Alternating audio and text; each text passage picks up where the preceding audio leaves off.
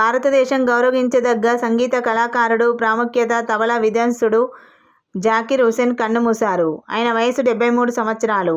తీవ్ర అనారోగ్యంతో బాధపడుతున్న జాకీర్ హుసేన్ అమెరికాలో చికిత్స పొందుతూ తుదిశ్వాస విడిచారు. ఆయన మృతితో భారత శాస్త్రీయ సంగీత రంగంలో విషాదం అలుముకుంది.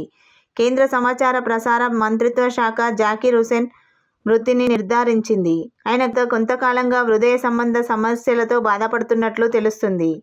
వాహ్ తాజ్ అంటూ అప్పట్లో ఆయన నటించిన తాజ్మహల్ టీ యార్డ్ ఎంతో మందిని అలరించింది.